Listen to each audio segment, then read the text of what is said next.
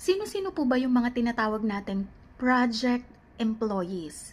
Meron na akong actual case na nabasa kung saan ang mga mananahe ay kinikilalang project-based employees.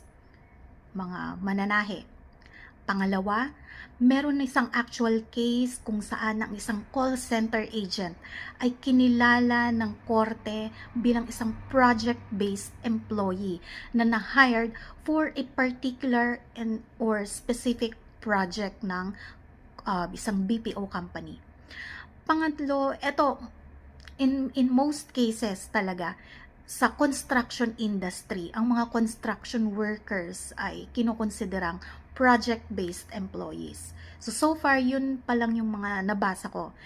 So, yung mga project-based employees na to, eto dapat yung requirements or requisites para maging valid yung inyong project-based employee. Una, yung inyong kontrata nakalagay doon yung specific duration or scope ng inyong project.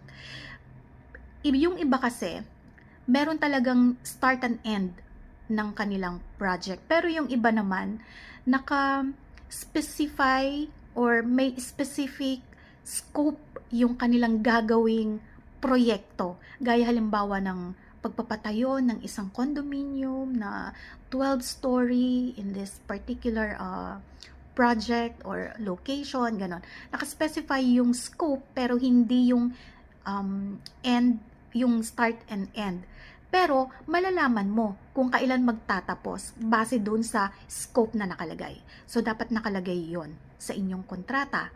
Pangalawa, dapat na ipaintindi sa inyo na kayo ay project-based employee.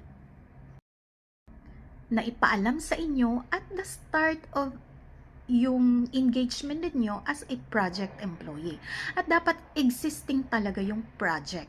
Okay? Existing yung project, hindi gawa-gawa lang.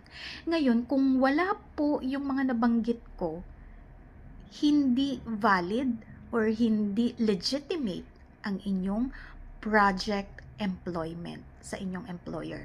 So kung hindi valid, hindi legitimate ang inyong project-based employment, anong mangyayari? Regular employee ka na.